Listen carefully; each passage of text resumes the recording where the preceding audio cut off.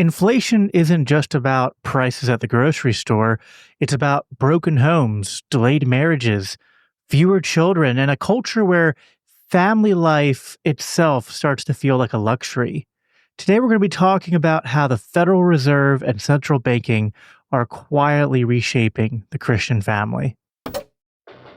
If Christ is king, how should the Christian consider the kingdoms of this world? What does the Bible teach us about human authority and what it means to love our neighbors and our enemies? Before we render unto Caesar what is Caesar's, let's know what it means to render unto God what is God's.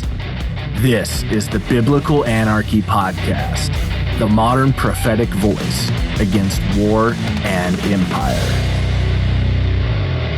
Welcome back to the Biblical Anarchy Podcast. I'm your host, Jacob Winograd. In today's episode, I had the privilege of sitting down with Dr. Jeffrey Degner, assistant professor of economics at Cornerstone University and a fellow at the Mises Institute. He is the author of Inflation in the Family, a book that digs into how central banking and fiat currency don't just distort markets, they undermine the very institutions God designed for human flourishing. We got into everything from how inflation delays marriage, discourages children, to the way moral hazard seeps into family life, to why Christians should see unequal weights and measures in monetary policy as a matter of biblical justice. So this conversation connects Austrian economics with biblical truth and shows why Christians can't afford to stay silent on central banking. So with that, I'll go ahead and switch over to that interview. Hello, everyone. I'm Jacob Winograd, and I'm excited to be here with our guest, Jeffrey Degner. Jeffrey is an assistant professor of economics at Cornerstone University and a fellow at the Mises Institute, has a PhD in economic science from the University of Angers. Angers. I made that mistake once I went to France for the first time. I got a swift correction on the right pronunciation. Good. And you have a dissertation on the family in the inflation culture, and that's what we are here to talk about tonight. So, Jeffrey, thanks for being here. And could you just go ahead and, I gave you a little bit of an introduction, but go ahead and share anything about your background as a Christian, as a fellow, Austro-Libertarian, and then we'll kind of get into tonight's conversation. Well, thanks for having me, Jacob. It's a real privilege to be with you. And yes, I've been at Cornerstone University here in Grand Rapids, Michigan, going on 8 years now, and I've stepped into a little bit of an administrative role, and so I'm the dean of the School of Business, and gives me a real wonderful opportunity to engage in hiring, curriculum development, and things like that. And at a Christian university like Cornerstone, we're deeply committed to properly integrating the Christian worldview. And a lot of places say that, but I think that we're doing a real good job of it here at Cornerstone. And so my personal background and walk with Jesus started really as a young child, and grew up in a Christian home where we were really in the sort of fundamentalist Baptist tradition. Very much sort of an Armenian approach. And so, regular altar calls and struggles with assurance of salvation in my early years were a real challenge. But at a point, we moved to a church in Southwest Michigan, and I was beginning to engage with Bible study in my junior high years. We had a wonderful youth pastor and engaged me and my siblings in the discipleship process. But then, and I think your listeners will take the hint here, we had a pastor give a 5-part sermon on Reformed theology. That has somewhat of a floral theme, if you follow my meaning. And there was essentially church split over this. But my parents, thankfully, from my perspective, leaned into the teaching. And really, that was a jumpstart for me into the Reformed tradition, and some of those early struggles with assurance of salvation and so forth were mercifully taken from the Lord and taken away by the Lord. And really, it's just been a process of continuing to grow in the Lord over the years. And I've had the opportunity to serve as an elder at that church. But now we've moved to Grand Rapids, and one of my passions prior to getting to Cornerstone was still in the teaching realm. So I had taught in the 9 through 12 grades for about 13 years, but during that time in a public school setting was still engaging with theological studies and leadership at church. And so there were many times, even in a public school classroom, where I was able to share testimony of the Lord's work, and students were drawn to that in many cases. And so that's a little bit of my work background. But to be a little more specific on the economic side of things, I received a bachelor's of economics from Western Michigan University, and it was very much a Keynesian approach. And I was busy with life. I will admit to you, and I admit to my students here at Cornerstone, I was not the model student. In fact, I met my wife and got married and had a mortgage before I finished school. And so my studies were, I don't want to say a side quest, but it just wasn't my main focus. So I was doing the work to get through. But then in 2010, I received an invitation to go to a teacher's conference at Hillsdale College. And that was, even though I'd studied economics and begun my master's in economics, that was the first time that I ever heard the name Hayek or Mises or even Milton Friedman. And at that point, I began really a self-study, a self-education in the Austrian school that's continued up until this very day. And I've had the privilege to be engaged with the Mises Institute really since that time.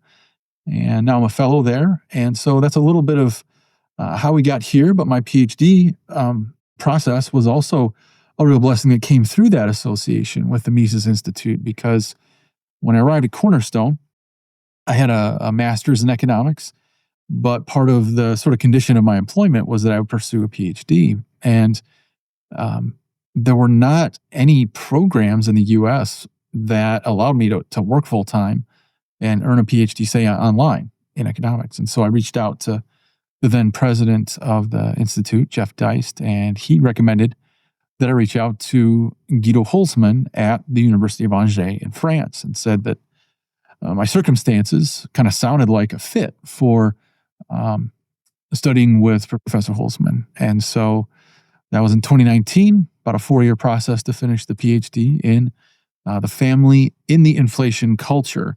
And I'm sure we'll have a chance to talk about what we mean by the inflation culture, but that's how this book came about. So the book is really a spin-off and a revision of the dissertation.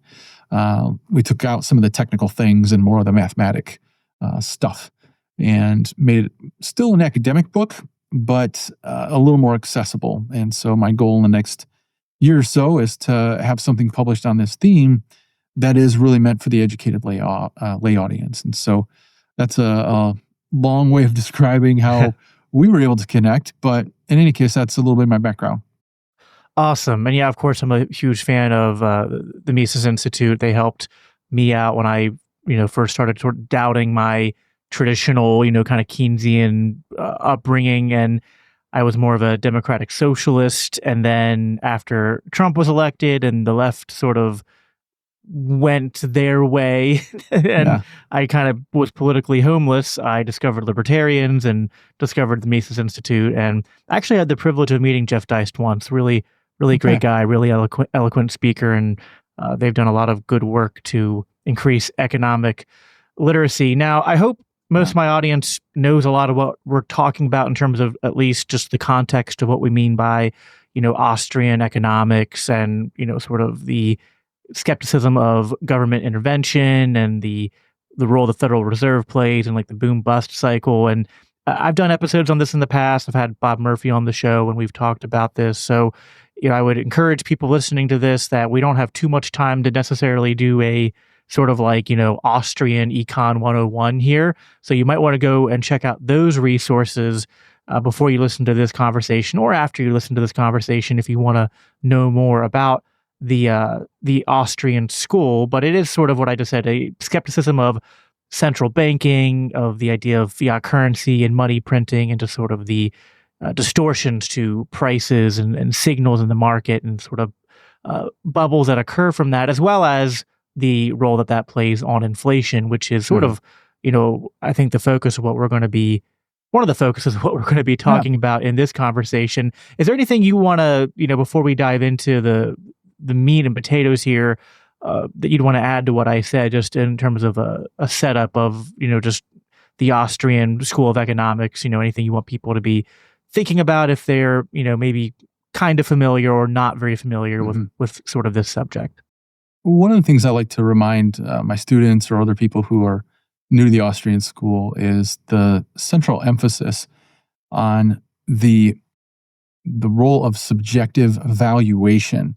One of our really strong Austrian economists, Per Beiland, does a nice job of describing how we have values as a noun, and then we have valuing or valuation as a verb.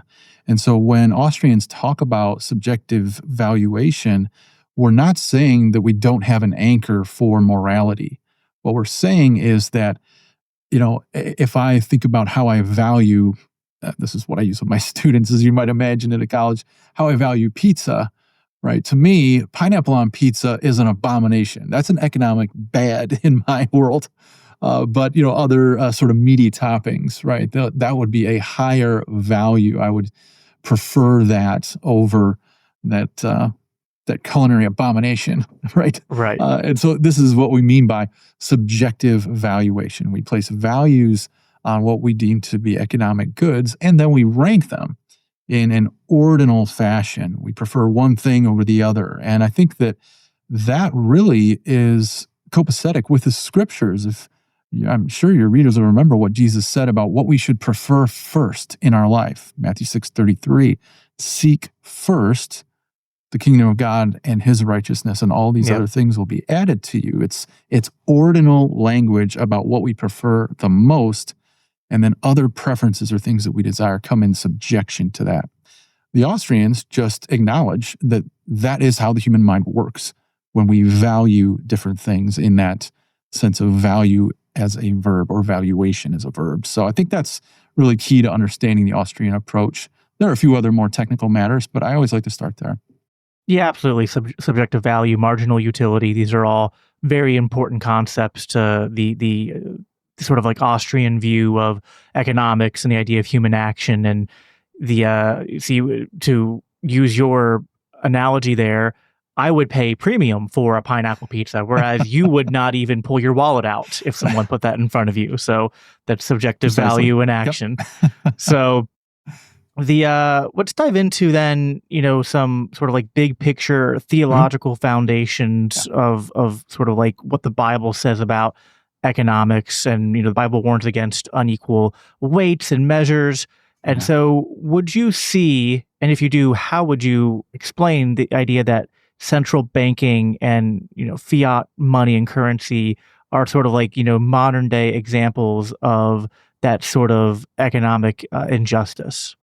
Well, that's a great question. And one of the things to remember historically, and you look in the scriptures or at history in general, is that money in the past, and by the past, I mean past centuries, has been regarded by its weight.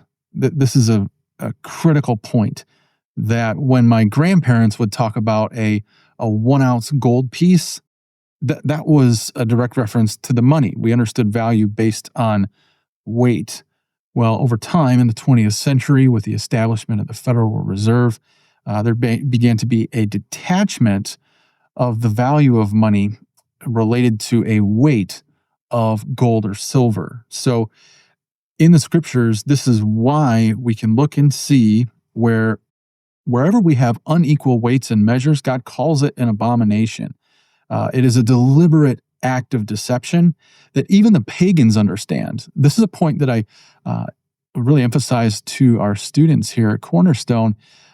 If we look at the figure, the sculptures we have throughout the Western world of what we call Lady Justice, right? Well, Lady Justice is actually, I believe the Greek goddess was had the name Dike. So this is a false goddess, but even the pagans understood that there needs to be balanced scales. I mean, this is, in a sense, where we have a general revelation to those who believe in the true God and even those who don't, where everyone understands that to alter weights and measures in the marketplace is essentially a criminal act. And so we see that the importance of equal weights and measures, both in general revelation, but even specifically in the scriptures that you refer to, Proverbs over and over, talks about the importance of equal weights and measures. And then we could maybe talk about this. We see the consequences of diluted metals for money in passages like Isaiah chapter 1 and again in Ezekiel 45. So that might be something that we want to touch on here. But the importance of the connection between money and certain weights of precious metals is really critical to understanding the injustices that we experience under a fiat paper or really a digital. The ultimate horror show would be the central bank digital currency. Right. Again, that's another topic we could touch on, but those are a couple of reminders that I really like to relay to people. Yeah, and there are so many distortions that we've kind of been, kind of hinting at that are caused by this system. But even just on its basis, I think just kind of like understanding that when it's backed by fiat, right? It's not backed by an objective, you can exchange this dollar bill for this much in silver or gold. You're already not dealing with something that is, solid, right? And we want, you could say we Austrians, we see value as subjective, but we want our currency to be, very hard and objective in a sense, right? Yeah, we don't want to. I like the word anchored. Anchored. Yes, that's a good way to put it. Yeah. So, why should the Christian be concerned about this beyond just like, I brought up a certain saying that's from Scripture, but just kind of more to hone in here, because some Christians might say, well, this is, economics, this is politics, maybe it's bad policy, maybe it's not good, but like, is money or economics, are these just sort of like, neutral playing fields, or do, Christian values really come to bear in terms of how we view money and economics? And like, is it inflation, when we're thinking about that, is that just bad for economies, or is that something that's even bad on a level of morality, or even in terms of, viewing things through the lens of spiritual warfare as the Bible instructs us to do? Yeah. Well, there's a few things there. And I guess where I would start is to think about this notion. And economists, especially in the Austrian school, have done our very best to do economic science in a way that is, I'll use air quotes here, value-free. Ludwig von Mises makes a very strong point of this in Human Action, his magnum opus, and also in other places. But even Mises admits that there may be, as best as we try, a value judgment that we're going to make in the process of doing economics. And so one of my friends and colleagues by the name of Carl Friedrich Israel, he teaches in France, and he presented a paper last year at the Austrian Economics Research Conference where he put forward the idea that to do economics properly, we actually really do need to make one key value judgment. And that is a judgment around the role of property rights. And essentially, if you're going to do economics, if you're going to study voluntary trade, you must have property rights at its basis. Really an unashamed stand on absolute property rights. All right. Now, I tend to agree with that. And it's not just because I think that that's a wise way to come up with outcomes and trade that increases wealth. That's a consequentialist argument. And it is true that property rights are necessary for trade, for understanding profit and loss, and having a rational economy. But as a Christian, I am deeply concerned about property rights for the reason that Genesis 1:27 and 28, I believe, lays out the importance of property rights to humankind itself. Now, normally, folks will think of Genesis 1:27 and 28 as a cultural mandate, right? A mandate, a command to be fruitful, to multiply, to spread throughout the earth, to subdue all things, and to have dominion. But this last year, just in my own personal study and wanting to enhance what we're doing in the classroom here at Cornerstone, I took a deeper dive there, and actually just the tools that are available to us through some of the Hebrew study tools, was able to look at that. And it's a beautiful passage in so many ways, but it's not first a command. Genesis 1:27 gives a word picture of God stooping down to Adam and Eve as a father would stoop down to bless his children. And he blesses them, the language says, blesses them to be. It's not a to do, it's a to be the creature, the unique creature who adds, the unique creature in creation who multiplies, who spreads throughout the earth, and to be the only creature who is unsubdued or unruled. Okay, that would be the opposite of being the one creature in creation that subdues all the others and that rules all the others. Well, those last two features, to subdue and rule, I think speaks crystal clear that human beings are property-owning creatures, and we are unique in this sense. And so I think that's a pretty good basis for studying economics and trade and voluntary exchange. But the other part that's very important is that it gives us a biblical rationale for why forceful, coercive intervention to extract someone else's property or to prevent another human from adding to their wealth, to prevent another human from multiplying their productivity is immoral at its core because it's attacking, it's a dehumanizing act. It's not that we should avoid these things just because they lead to bad economic outcomes, which we can demonstrate that. But most importantly, it's a violation of the human person who are made in God's image. So that's where I've come to in the past year. And I think that's a more compelling case for Christians, that interventionism, that this is a violation of the human person. Yeah, that's a really compelling answer. I think this is a little off topic, off script, but one of the things that the state does, which is not unrelated to what we're talking about completely, but that is sort of just more foundational, is that it forestalls the ability of individuals to just go and homestead property. It sometimes, or even just to have control over property which they already own and to homestead it further, right? And these might seem like small things, but they're actually, I don't know how to make a value judgment of saying which.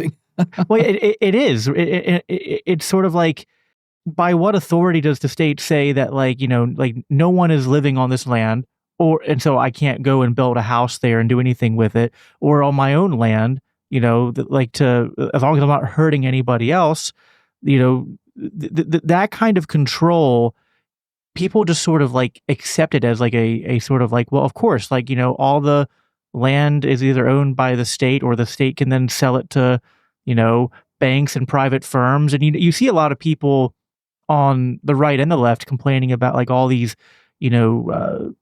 sort of private equity firms. A lot of them are owned by, international corporations or foreign interests, and they're buying up all this land and this property, and they'll be well, that's, the problem with capitalism. I'm that is not capitalism in the slightest, not in the Austrian sense of the, how we would ground private property and homesteading. So, well, this is an interesting point of debate among conservatives, libertarians, and Austrians, is whether or not it's a sort of legitimate purpose or a legitimate practice for, let's say, certain groups to purchase property, and that's an ongoing debate whether such groups or corporations, you might say, ought to be allowed to purchase property here or there. And so, that's a lively, ongoing discussion, and one that does again strike at the root of this question on property rights. And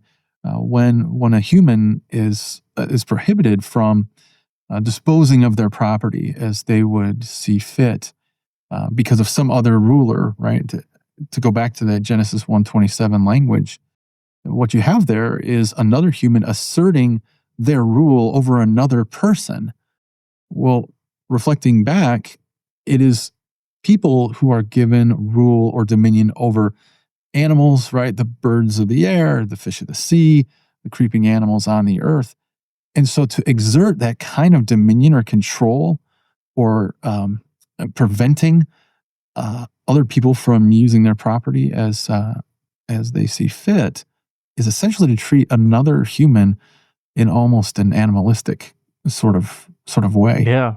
No, that's a very good point. Seriously. Yeah. No, it's a very good point. To dive more into your book and your writing on inflation and the family. So you've said that marriage today, not just you also you cite many other people who have done their own studies and analysis of marriage over time historically, and then in America in the 19th, 20th, and 21st centuries. But that, like, today, marriage looks more like a luxury item than sort of like a foundational aspect of life, or like a foundational building block of society. And so how would you explain how central banking has contributed to that shift? So I'll first really start with the claim that marriage has become a luxury good over time. And the way, or the reason that I put it that way, is because we should be taking a look at who is getting married nowadays. Well, it tends to be young, and not so young anymore, right? But people who are going into their late 20s, even mid 30s on average, who typically have a couple who's got a man and a woman who are both college graduates and both have relatively high earning potential. And what's happened is that among the middle class and the lower classes, that marriage has essentially been liquidated. Now, this is not my opinion. This is through a lot of studies that have been done by economists on both the left and the right. And they're recognizing that marriage is vanishing as an institution among the middle and especially the lower classes. Well, how or why has this happened over time? This didn't just happen all of a sudden, say in the 1960s with the sexual revolution. There was more to it, more of a slow burn to this sort of situation. And so what I argue is that when we start with the Federal Reserve, our central banking system, as it was launched in 1913 and beyond, we start to see an ongoing steady inflation year after year after year, and inflation rates rarely, if ever, decrease. So this is a compounding loss of purchasing power over several generations. So what this has done is created a situation where today younger people are coming into their 20s with less purchasing power than their parents or their grandparents. Now, this is delaying situations or delaying the opportunity for, let's say, home ownership, which is, over time, it's really been shown as a critical sort of life step to move into marriage. And of course, some people will get married first, rent for a while, and then move into purchasing. But we do have historic precedent for some folks who go ahead and purchase a home first. And as, let's say, a young man, you show yourself as a stable provider, and this is attractive to a potential spouse, and you go that way. But that lost purchasing power and the increased difficulty of making ends meet among the middle and lower classes has made marriage more difficult to obtain to, right? And so that's what I mean by the liquidation of marriage among the middle and lower classes, and that who's able to afford it, essentially, has been relegated to people in the higher echelons of income and earning power over time. Yeah, and that's definitely something that, I kind of went a very weird direction for my generation, because everyone in my age group, I graduated in 2011, and everyone's going off to college, everyone's, making plans for what they're going to do, and many of them, not getting married until, probably they're in their late 20s, or often, like, even now, like I'm 33, and I know many people I went to school with have only now, gotten married in the last, couple years or so, right, and started having kids. Whereas I went more the route you went, where you described, where it's like, I just started working right away, and was just not even renting, just living with my dad at first. My wife and I, we got married young and started having kids young, Mhm. and that is not the norm because of kind of what you're getting. Like marriage is seen as like you can't just get married. You have to. There are like these economic sort of. You could almost say like it's sort of like milestones. that yeah, you wanna hit. milestones or Yeah. like these like it reminds me of that what's Haslow's hierarchy things. Hierarchy of needs. Yeah. Needs, Mhm. yeah. They're almost like well, marriage is Mm. like, really not like one of those like foundational needs. That's like Yeah. if I kind of build up my life in a way where then it makes sense to get married, then I'll do that. But it's not a Yeah. priority. Whereas, there are many things that my Christian upbringing was lacking in, but the Mm. importance of marriage was not lost on me. Actually, being the product of a divorced household and my at the time fiance being a product of divorced household, we were like, we saw what broken marriages and lack of marriage looked like, and we were like, this is super important, and we want to get it right. So I kind Yeah. of listen. I think the economic stuff makes sense and matters, but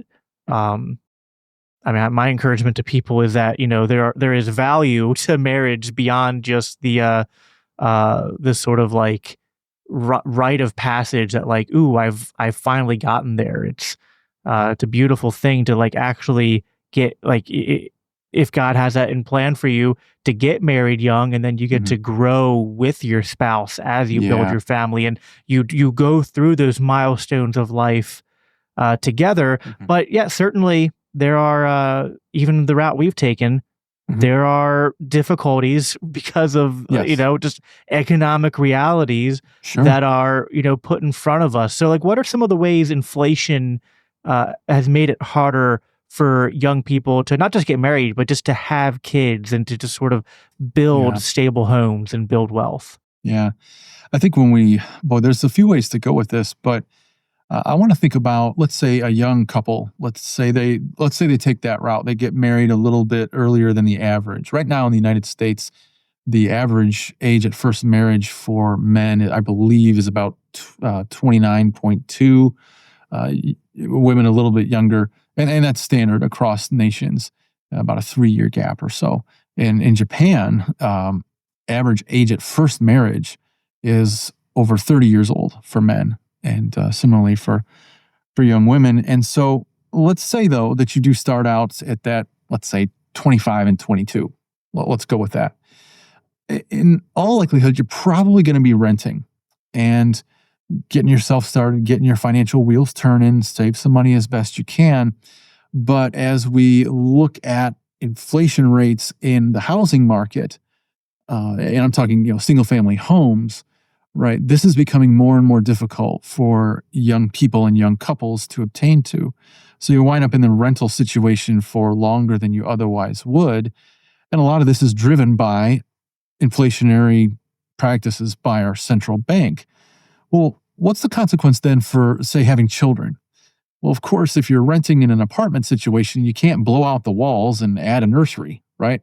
You're running out of elbow room, and the empirical data from a number of countries, I note this in the book, but it backs this up, is a very interesting finding that came out of Wales and Great Britain more broadly, is that if you are married and you've got children and you're a home owner, when there's inflation in the housing market, you're already an owner. Your net worth is going up. You have what economists call a wealth effect. You feel wealthier. So indeed, you can take some of that equity and maybe blow out for a new nursery or get into a larger home. But on the flip side, if you are in a rental situation, then this stifles fertility. And there's actually a negative relationship where prices in the housing market increase. You'll see declining fertility among those folks who are renting. And so there's different outcomes, right? When there's inflation, some folks will benefit by it and other people will be harmed by it. And that's a real concrete case, I think, of fertility questions around inflation in the housing market specifically. But we see that that pattern emerging throughout the Western world. That's not just an American or British phenomenon. It's throughout the Western world. As you may know, the team at Podsworth Media has worked with me for a long time producing this show and most of the shows at the Christians for Liberty Network. A big part of that over the past couple years has been using the Podsworth app to make the audio sound clean, level, and professional, even when the raw recordings were super sketchy, like this one you're listening to right now. Believe it or not, this recording was that bad before I ran it through the Podsworth app. And you can hear the full before and after demo for yourself at the link in the description. The app has recently got a huge update, and it's better than ever. So good, in fact, that it can take almost any atrocious voice recording and make it sound great. Here's how it works. It removes background noise. It cuts down on plosives when I don't use my pop filter. It fixes clipping when your gain is too high, or when you're like me and you get really animated and you start to yell really loud. It removes clicks and pops. It reduces reverb. It improves tone and levels out the dialogue so you don't get crazy volume jumps and everything is consistent. Using it is super simple. Just go to podsworth.com and click Get Started. You don't need a subscription or to sign up. Drag and drop your audio files or open them right from your smartphone's browser. Customize your settings if you want to, but honestly, the default works great for most recordings. Enter the code LCI50 to get 50% off your first order. No account needed, just your email and payment, and you'll get a download link in your inbox with your cleaned up files. It's perfect for podcasts, YouTube, videos, sermons, audiobooks, you name it. If your recording sounds rough, the Podsworth app can make it not only listenable, but professional. Remember, when you use the code LCI50, you'll get half off your first order, and you'll also be supporting this show and the rest of the Christians for Liberty Network. One of the things which I'd be curious to get you to add on to this that I've talked about, not just on my podcast, but just like when I'm talking to people at my church about things like, so we're a homeschooling family, and so now we have two that have started homeschool. One that's kind of like, we've started to get him ready for it. He's like preschool age. He'll probably do kindergarten next year, so or first grade next year. But a lot of people say like, well, like, how do you do it? Because like you got to have one parent stay home to be able to homeschool. Everyone, most evangelical Christians and especially Reformed Christians, we detest the public school system. But unless you can, you can either hopefully you can afford to send your kids to private school. Not all private schools or Christian private schools are necessarily better than the public schools, though. And homeschooling, even if it seems like something you'd want to tackle, can you afford it?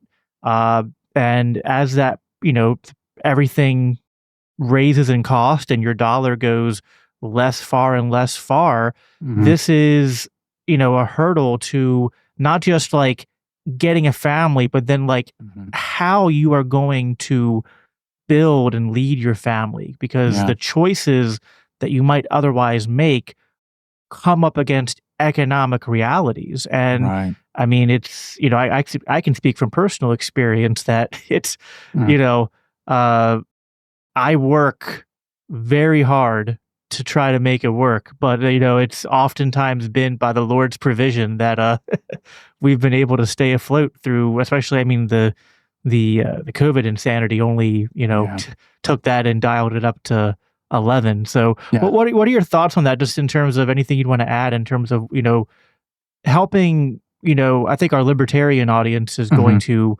resonate with this a lot, but for our Christian audience, I think this is just another example of, the ways in which inflation are going to restrict what we as Christians are going to be able to do when it comes to the rearing of our children and the, sort of like building up of our families and our communities.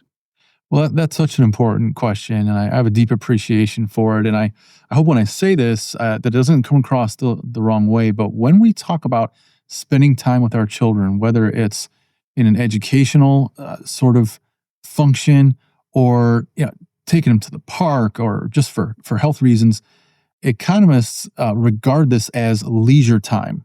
Okay, in other words, any time that is not spent in the labor market earning Right. income. That's leisure, broadly It's an economic speaking. term, not a. Right. You're not saying like, Yeah, how dare kicking you? back right, exactly. Right.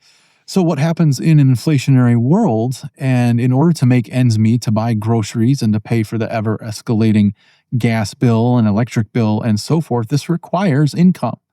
All right. And the more time that we wind up spending in the labor markets, that's time away from the household, plain and simple.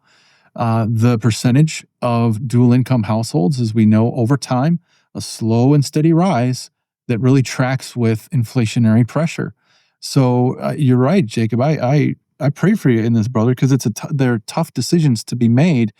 Does dad go and work 60, 65, 70 hours a week? I mean, at a point, we start asking the question, okay, well, is mom able to go into the labor market and do some things, or maybe some internet-based, right? More time spent in the labor market earning money, whether it's for escalating costs for the basics, or if you have a heavy debt load. This is another important feature of the inflationary economy, is that we carry larger debt loads. And so those two things go together. But in order to service either one of those or both of those, you need income, you need money from the paid labor market. And this really, there was a wonderful word in my dissertation process that's in the book, and it's the word proletarianization. All right. Put another way, the world of total work. The startling phrase that comes from a German philosopher by the name of Joseph Pieper, Pieper. And the title of the book where he uses this phrase is very interesting. The title was Leisure, the Basis of Culture. It's a profound title to think through. It is leisure time, time that is not spent in the labor market earning money, where we get the arts, where we teach our children to read, where we spend time in worship. And truly, right, leisure, if you think of it as rest, if we are to rest in the Lord and enjoy his presence, that's a leisure activity. We can certainly worship the Lord in work, but there is this call to, like Jesus would rise up early and spend time in fellowship with the Father, right? Well, if you're pressured to rise up early and make sure you get to work so you can get 60 hours in to make ends meet, that's a much tougher challenge than it otherwise would be. Right. Yeah. So, I mean, it's beyond just the family restraints. There's a restraint that comes to just our ability to seek after the Lord, to do things with our churches. There's the first and second order consequences are really staggering when you stop to think about it. And then all this, there's the debt, there's the financial stress, the loss of purchasing power, and then all of that leading to people working harder, seeing each other less, maybe not being as spiritually filled as we would, want them to be. And this leads to, I think, correct me if I'm wrong, but I think still the number one cited reason in studies and whatnot lead to divorce is financial troubles. Yeah. And it tears families apart. So, this is, I think another reason, if we're going to hold as Christians marriage in a high degree, we talk about defending marriage, right? That's a kind of a conservative buzz term, so to speak, right? You defend marriage. It's I will take, Republicans seriously that they want to defend marriage when they start, getting people to chant state and the Fed, right? Right. When Ron Paul understood, I believe Ron Paul when he says, he's been married forever, he doesn't go and party and do things like a lot of the Republicans do, but also, he understands the dangers of what we're talking about here. Yeah, sure. Is there anything you want to add to that, just in terms of the way that, this isn't just dollars and cents. This is literally sometimes the difference and the tipping point between families staying together and families falling apart. Yeah, absolutely. One of the things that I touch on in the book is that the inflation culture that is created by central banks and what we've experienced in the 20th century and beyond here in the US. Well, one of the features of the inflation culture is an increase in what economists call moral hazard. Now, moral hazard, the shorthand for it is that you take greater and greater risks than you otherwise would, right? So when it comes to financial decision making, we can see, and we do see, people taking greater and greater financial risks at both ends of the socioeconomic spectrum. So what does enhanced risk-taking look like for folks in the lower income brackets? Well, I can tell you one thing. For young men, I'm very concerned about this. When they look at kind of a bleak financial future, a lot of our young men who've got sorts of gambling apps on their phones, that is an increased risk-taking that they wouldn't normally take on unless they knew that they sort of had to hit a big payout in order to make their car payment or their rent payment this next month. So that's one example of what increased moral hazard, increased risky behaviors in the financial sense can look like for poorer folks or for young men. And of course, if you're a young man who engages in this kind of financial decision making, that does not bode well for you. If you're meeting a young lady and she sees this is going on, like that's not a reliable behavior. That doesn't bode well for marriage. Or if you hide it and you do get married, and all of a sudden you've got thousands and thousands of dollars of gambling debt. I mean, this destroys marriages.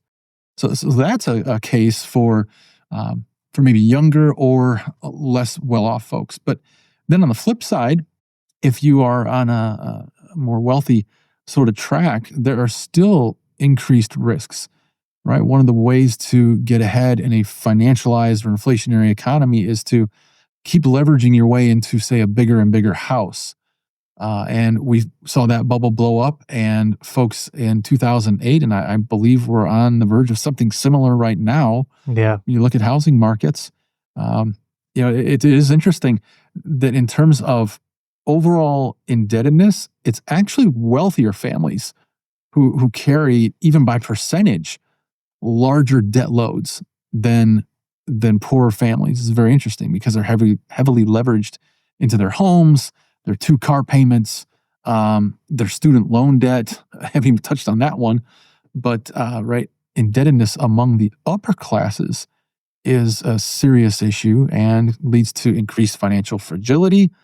And when those tension points come up in marriages, even among the wealthy, that can definitely be a recipe for marital disaster and divorce and really ugly outcomes there. So this is not, this is a situation that is impacting families of every income bracket. Yeah. No, absolutely. Even just, credit card debt and people taking out loans, even if they're renters, right? They can't leverage the equity in their home or anything like that. That's a big part of this as well. It's all fueled by the fact, like, there is just so much credit that is given to people and businesses that, I want to be careful when I say this. I'm not saying we should look down on these people and be like, we shouldn't want them to get out of their bad circumstances. We as Christians should want to help them to get them back on their feet. The answer is not to throw cheap credit at them that they're not going to be able to, that is a short-term fix that then just snowballs into, you hear people who are, I'll just say, like, I at one point in my life was tens of thousands of dollars in credit card debt, and got out of it. I'm in a better place now, although having to change careers in jobs in the middle of COVID, a lot of people had to do that again. And this is the kind of thing that we live. I want to touch on time preference a bit, because that's kind of the underlying sort of like economic mindset that I think I want to get people to talk about more and think about more, because all of what we're talking about here incentivizes people into this very high time preference mentality, where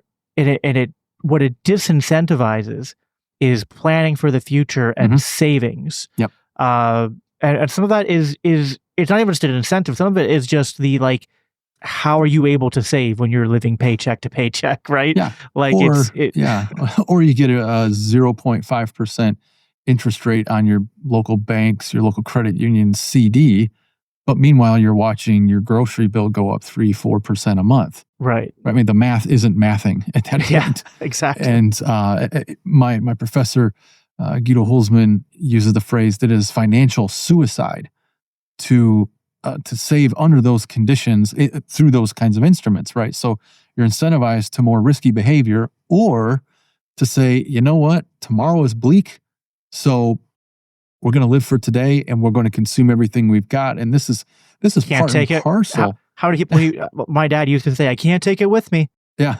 Well, and this process though is part and parcel of the Austrian business cycle theory. When Yeah. you have a central bank that suppresses interest rates below the market rate, and that market rate is based on people's time preferences. All right. So not to get too far into the weeds here, but if you have that suppressed interest rate, like we just described, 0.5 at the bank, but my groceries are going up 3-4%. Then again, you're incentivized to consume today. And in that way, it's a very rational thing to do. It's the thing that makes sense. And when we tend to consume more, we tend to save less. And that of course touches on our engagement with the church and with the body of Christ and our ability to be generous in that space, let alone your own household savings. So this is the suppression of interest rate is corrosive not only to your family's future, but even to philanthropy, broadly speaking, and more specifically to the Church of Christ. And so this is another area of concern that Christians and pastors, I think, we need to play a role here. I've been in a number of different churches through the years, and I kind of grit my teeth a little bit when pastors kind of finger wag at their congregations about, you're all so consumeristic and, materialistic, and they make it only a moral issue, that there are moral failings. And indeed, we do need to exercise self-control. I'm not denying that is important. However, when the math isn't mathing and you've got to make ends meet, and you've got the, your student loan knocking at the door, and your inability to pay, and you can't discharge that in bankruptcy. I've even had folks raise the question. Some of the pop kind of financial advisors in Christian circles, so like a Dave Ramsey and people like this, but those folks will raise the question. Look, if you're a Christian and you're in a church and you've got a boatload of debt, don't give until you take care of the debt. And I'm not sure that that's precisely that there's any kind of biblical prescription for that, but in a very real sense, we are called to pay what we owe. And so as a family, making those decisions, what comes first? What comes first? Yeah. Do we avoid foreclosure, or do we go ahead and give? And this is a tough situation that we don't need to be in, because inflation is not a natural part of a properly functioning economy. Inflation is a policy choice. Right. How much of this is like, let me think about this question for a second. So how much of this is because we have been raised to view certain markers as indicators of economic health when they're not that? Like because of the inflation culture you're speaking of, we view spending as a sign of economic health, right? We look at like the GDP, and we look at like, how large is that, right?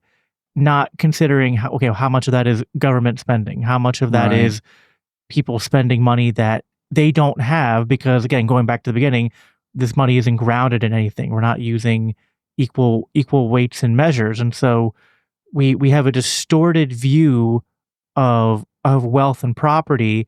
And so that leads, I think, to what we're kind of getting at here, where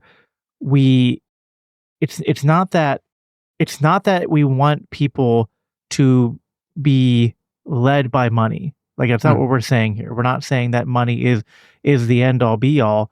But property is sort of like a inherent part of God's ordering and design for creation, getting back to that sort of creation mandate for how we operate in the world. I mean, even like churches cannot do, ministry, right? Without some, basic economic planning on their part, right? So I think, I'm always careful to try to not blend my libertarian tropes into my Christianity too much, but I really do think that, everything is economics in a sense, right? And even what we do as Christians in matters of faith and family and community, I think we need to sort of like rethink, the way we compartmentalize life into like these different spheres and start realizing that everything is economic and that, well, I have something else I want to touch on, but is there anything you want to say to that just in terms of the, reframing this in terms of like how we look at economic signals and just like how we view economics in terms of not just like it's not just the stock market, it's not just your savings account, it's not just your IRA and retirement. It's like everything we do in a sense is, affected by or an acting out of economics. Yeah, I mean, just think about what do you spend your time on, right? This is an economic choice. What we decide to spend our time on. Is it on labor in the labor markets, or is it on these leisure activities that we described earlier? That's an economic choice. And so, boy, there's a number of important things there, but I like to go back with our students and talk about the root word, the word oikonomia. Right, this is household management in the Greek sense, right? So economics is about daily household choices, and this is one of the reasons that I have such affinity and appreciation and am a part of the Austrian school, is that we view economics as viewing or looking at or examining human choice, full stop, right? What do you spend your leisure time with? What do you spend your labor time with? How do you use your money, etc.? And so that's a very broad way of looking at economics. It's not so narrowly focused on GDP or inflation numbers or how it's even calculated, right? So I think that that's an important piece. And as Christians, right, we've been informed what we are by the scriptures, right? We're image bearers. We have those 5 offices that I described earlier in Genesis 1:27. And our point of existence is to glorify God and to enjoy Him, right? Enjoy Him forever. And so, as crass as it might sound to some people, the enjoyment of God is an economic choice. It's about our time expenditure. Yeah. It's about what we delight ourselves in. What do we seek first? And our actions and the goals that we're trying to reach, using those actions and the means available to us, includes how we worship, includes how we spend our money, includes how we give. It includes how we speak with our children or our spouse. That's economics in the broadest sense. And so I really resonate with the prayer of the psalmist. It says, Lord, teach us to order our days rightly. Order our days rightly. There's that decision-making language, our time expenditure language right there. And economics is pervasive in that kind of language. That's what you're doing, is making choice with your scarce resources. Oh, Jacob? Actually, I just lost your audio there. I'm muted. That was my bad. Oh, okay. All right. So, we pick up where I was. So something I want to sort of like then pivot to, which I think will sort of be a way to sort of start to bring this to a close, to really drive home the full stakes of this. We talked about how it affects families, how it affects churches. You also touch on in your book how the inflation culture and welfare is also influencing culture in negative ways. And some of this, I think, is somewhat known to people, but it's almost like they only know the tip of the iceberg. Mm-hmm. I think it's somewhat common knowledge that there is like a perverse incentive to the welfare state, and it can sort of incentivize single father households or single mother households. And that can lead to the degradation of communities and cultures. You see, a lot of urban areas who are kind of stuck in perpetual poverty and high crime rates. But I think there's also, beyond just welfare, the role that inflation and our monetary policy plays into all of this goes into that time preference sort of discussion that we brought up. Because if economically, with your money and your life choices, you're oriented by the system you live in to just consume and think about today, how is that bleeding into, because we are creatures of both body and mind and spirit, how much is that bleeding into what we decide to do with our sexual choices, how we interact with drugs and sort of like mind-altering substances, or even just things like alcohol and whatnot. How much are we looking, because of the stress of everything, we're looking for escapes from reality and things like that. And this is something that I think is most famously brought up by like Hans Hermann Hoppe, that this idea that mention that this is sort of like the Federal Reserve and central banking, and this sort of also like the bailout component of all of this, which is not just towards the rich but also towards the poor, is sort of creating this culture of high time preference and the opposite of taking personal responsibility. Like, to sort of like, we are in all of these different ways, not just incentivizing, we are almost subsidizing the sort of degeneracy that Christian conservatives rightfully call out. But I think and then the only response they have is to rely on state power to try to, just, force people to stop. It's really just kind of like, a complete misdiagnosis, not understanding, all of the things that led to where we're at today. Well, you referenced Professor Hoppe, and so I'm not sure if everyone's familiar with the story on why you would bring that up. But when it comes to this, what we call a high time preference rate, I express this to students in a nutshell, saying this is a measure of your impatience or a live for today attitude. Professor Hoppe, while he was at UNLV, made the point that in cultural or even sexual behaviors, one of the ultimate expressions of high time preference, live for today sexual behavior are homosexual acts. And in the PC environment that was there, he was run out for making what is actually a correct observation.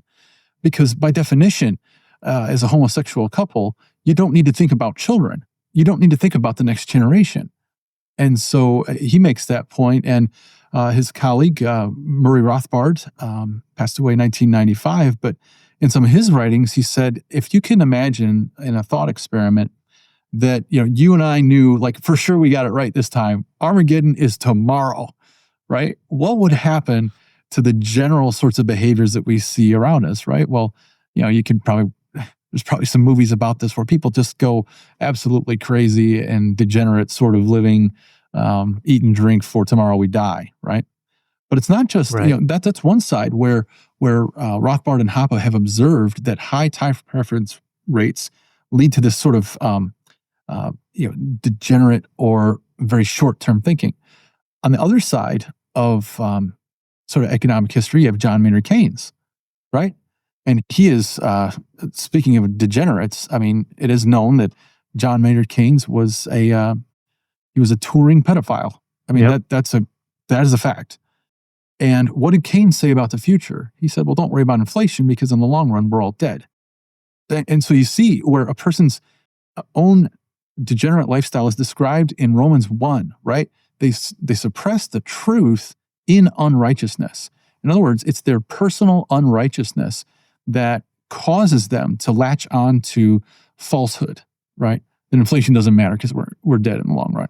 Right? Well, inflation does matter in the long run because your children and your grandchildren are going to have to work twice as long as you did, to have a sort of middle-class standard of living. But for folks like Keynes who revel in that degenerate lifestyle, it's no matter to them, right? And as Christians, this is one of the reasons that when we look at and critique and rightfully call out sinful behavior in the world, that we ought to consider the kind of economic choice environment that we're living in. And we're living in a world where we are incentivized by the Federal Reserve and their handlers, if you will, to live for today and to forget about tomorrow, and certainly to pay no mind to eternal consequences. Yeah. No, I couldn't. I don't think I could say it much better than that. And I think that we as Christians have to be able to make a delineation between like identifying things as sinful, but then understanding that force outside that limited component where it's ordained to be as a response to aggression is not the right tool for combating sin or for shaping culture or trying to lead culture.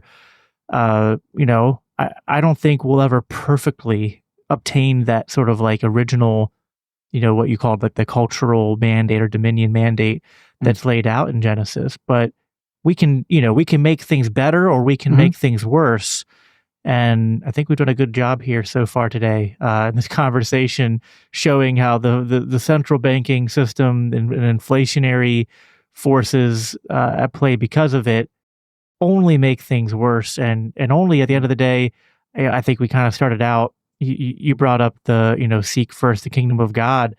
The Federal Reserve is one of the biggest barriers to Christians' ability to faithfully do that, I think. And so that's why, we as Austrian libertarians, we say, end the Fed, right? We don't believe we need this sort of thing. For some people, that's going to be a little bit radical. That's going to be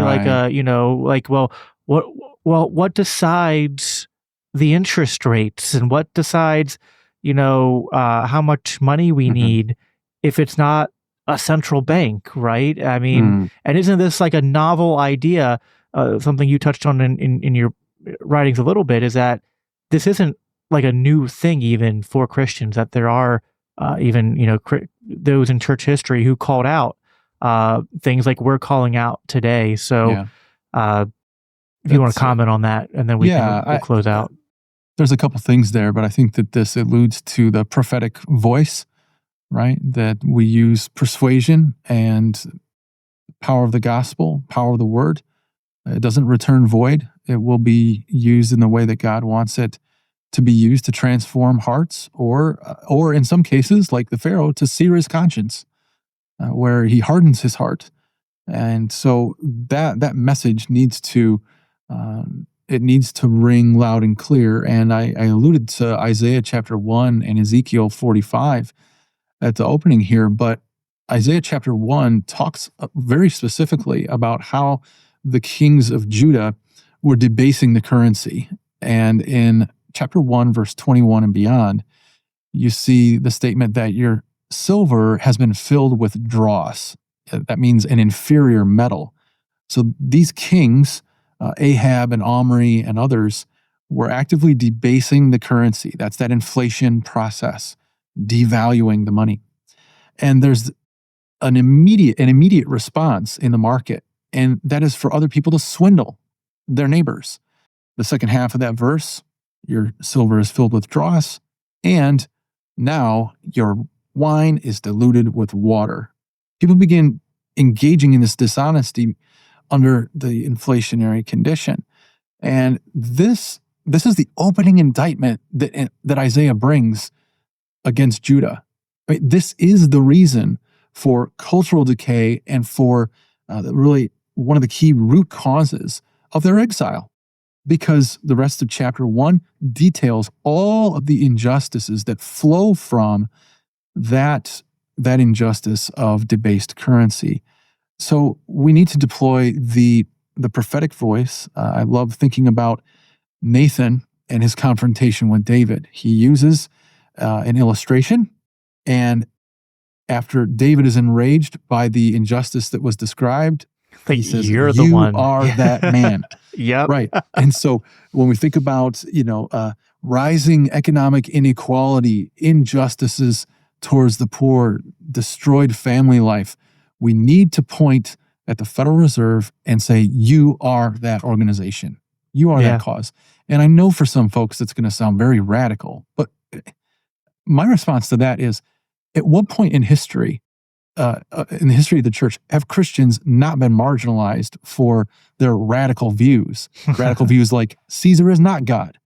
Jesus, who was crucified and raised from the dead, he is Lord. Like, that's a radical view that'll get you killed.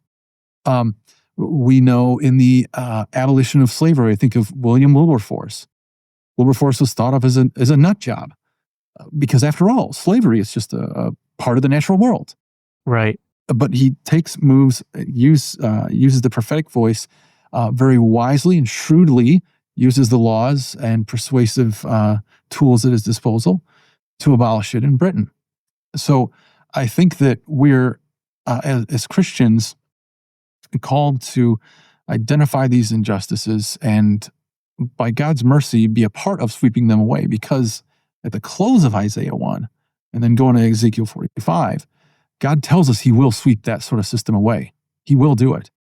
And once justice is restored, once the exiles return back, Ezekiel 45, one of the first commands he gives to the princes is, this is the weight of metal that is going to be in the shekel, and don't deviate from it.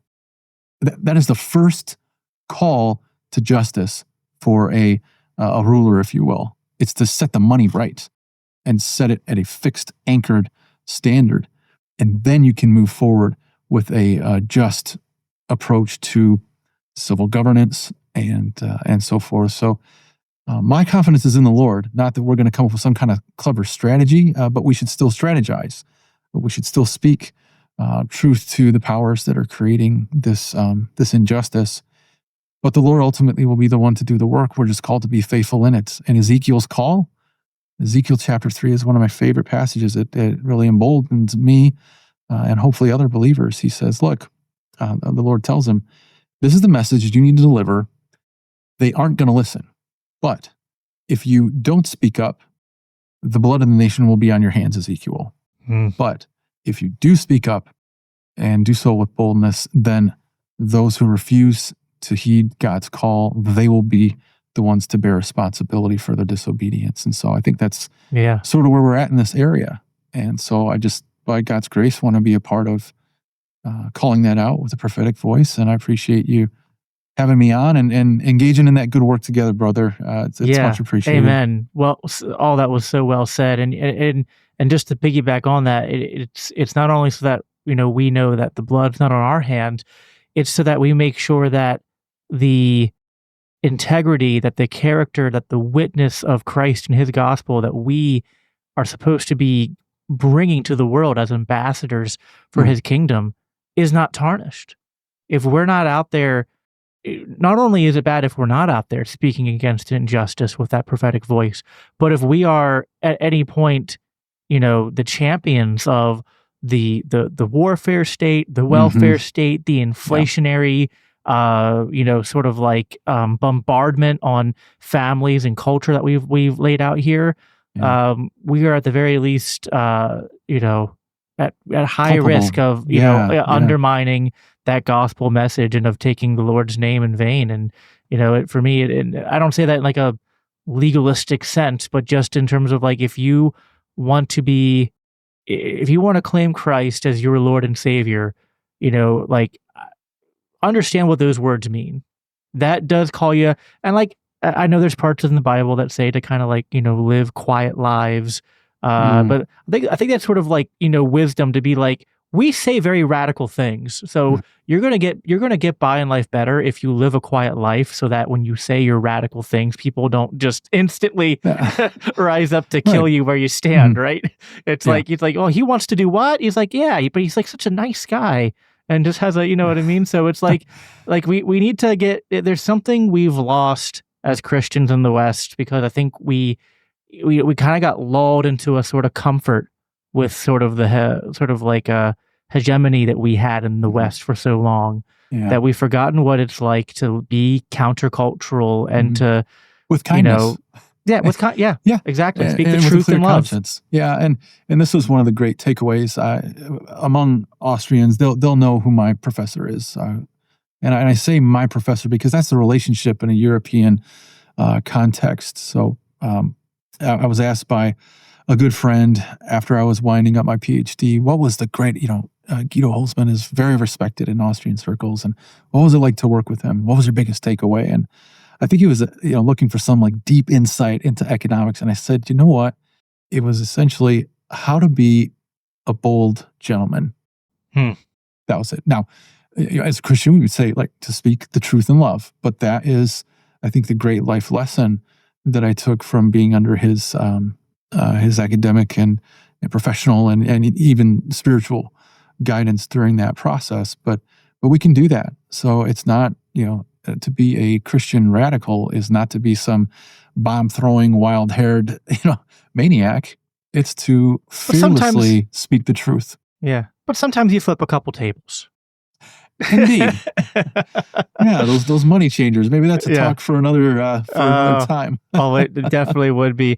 Jeff, this has been so much fun. I feel like we could go for another hour, but respect for both of our times and that I need to go wisely spend my time in a very economic fashion and go see my wife tonight. I'm going to make that higher value judgment than hanging out with me. So yes. I concur. Appreciate you. Thanks. But thanks, Jeff. Thanks everybody for listening. And as I always conclude by saying, live at peace, live for Christ. Take care. The Biblical Anarchy Podcast is a part of the Christians for Liberty Network, a project of the Libertarian Christian Institute. If you love this podcast, it helps us reach more with a message of freedom when you rate and review us on your favorite podcast apps and share with others. If you want to support the production of the Biblical Anarchy Podcast, please consider donating to the Libertarian Christian Institute at biblicalanarchypodcast.com, where you can also sign up to receive special announcements and resources related to biblical anarchy. Thanks for tuning in.